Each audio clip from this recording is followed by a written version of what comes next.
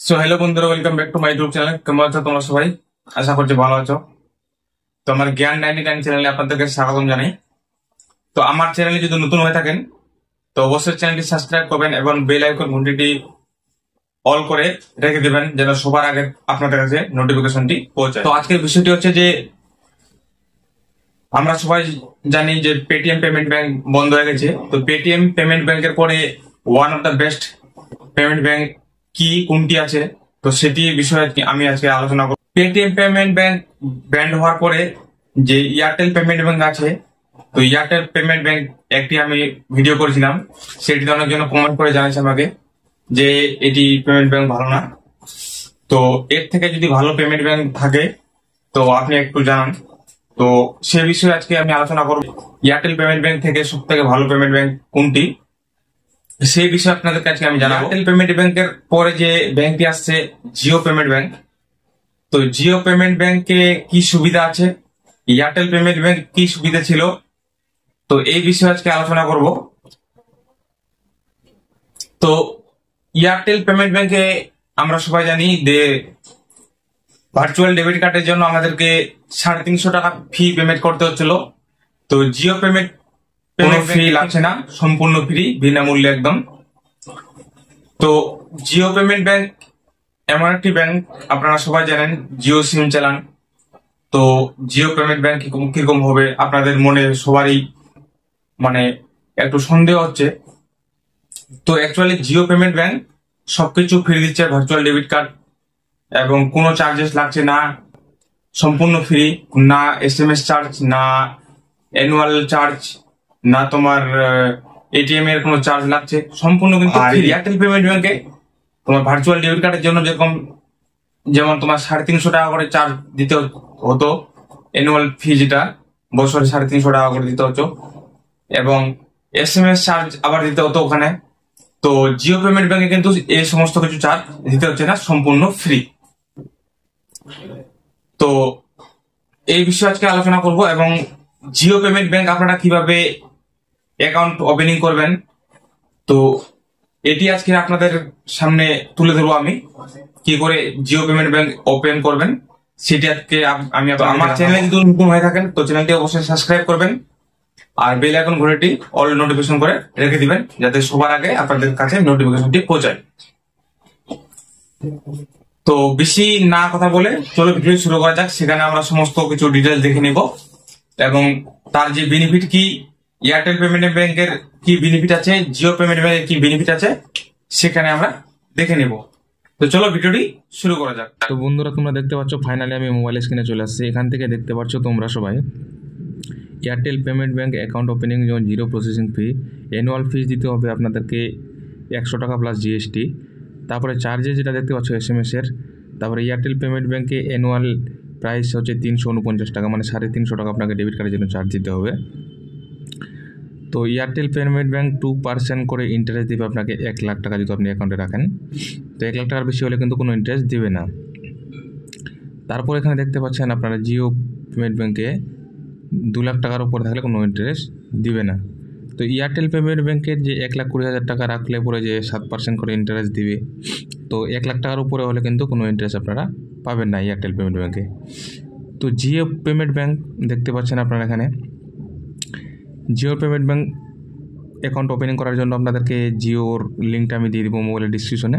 তো এখান থেকে আপনি ডাউনলোড করে নেবেন। এখানে থেকে ডাউনলোড করার পর ওপেনে ক্লিক করে ওপেন করতে দেবেন।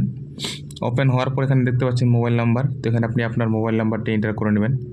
তো জিও অ্যাকাউন্ট ওপেনিং করার জন্য কিন্তু যে কোনো কোম্পানির সিম হলেই আপনারা অ্যাকাউন্ট ওপেনিং করতে পারবেন। তো এখানে দেখতে পাচ্ছেন ব্যাংক, তো ব্যাংকে ক্লিক করলাম।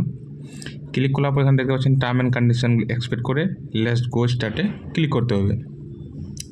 তো লেটস গো স্টার্টে ক্লিক করার পর আপনার যে মোবাইল নাম্বারটি আছে 1 নাম্বার 2 নাম্বার সিম থেকে আপনি ভেরিফাই করে নেবেন। তো আমি 1 নাম্বার দিয়ে ভেরিফাই করে নিচ্ছি। করে নেওয়ার পরে প্রসিডে ক্লিক করবেন। ক্লিক করার পরে আপনার মোবাইলে একটি ওটিপি যাবে, ওটিপিটি মেনশন করবেন। করার পর এখানে এন্টার এমপিআই পিন, তো এখানে আপনাকে একটি এমপিআই পিন বানিয়ে নিতে হবে, অথবা ফিঙ্গারপ্রিন্ট দিয়েও প্রসিড করতে পারেন। তো করার পর এখানে দেখতে পাচ্ছেন ক্রিয়েট এন অ্যাকাউন্ট, এই ক্রিয়েট এন অ্যাকাউন্টে ক্লিক করতে হবে।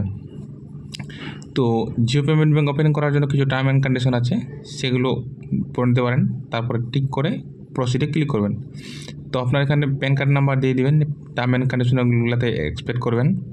এক্সপেক্ট করার পরে এখানে গেট ওটিপিতে ক্লিক করবেন। আপনার মোবাইল আধার কার্ডের নাম্বার একটি ওটিপি যাবে, সেই ওটিপিটি এখানে মেনশন করবেন। মেনশন করার পর ভেরিফাই প্রসিডে ক্লিক করবেন। ক্লিক করার পর আপনার হাতের আধার কার্ডের যে ডিটেলসটি অটোমেটিক নিয়ে নেবে। তারপর নিচে দেখতে পাচ্ছেন কমিউনিকেশন ডিটেলস, তো আপনাকে এখানে একটি ইমেল আইডি এন্টার করতে হবে।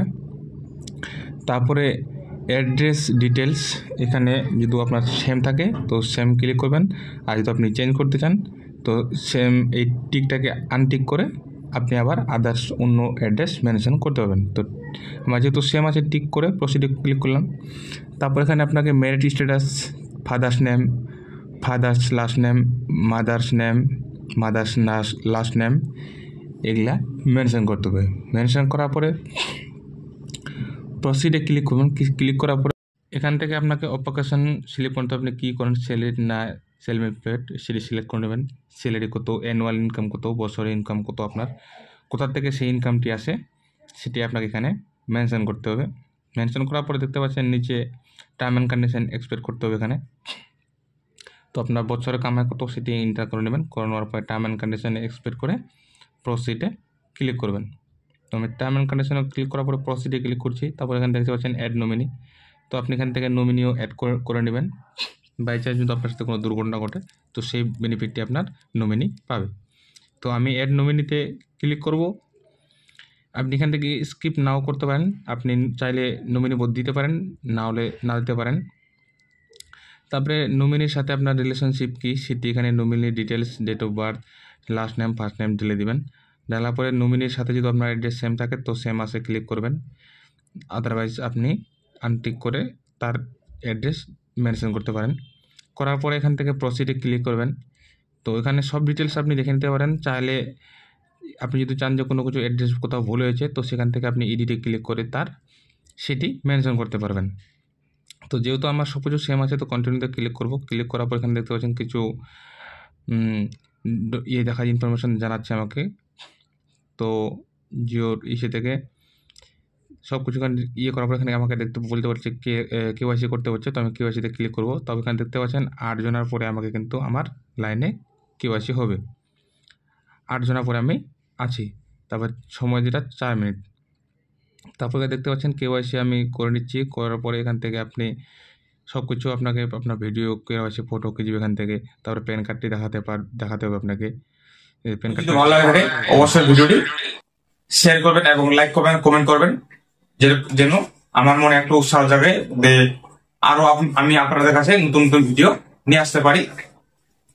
তো আজকে এই পর্যন্তই, ধন্যবাদ।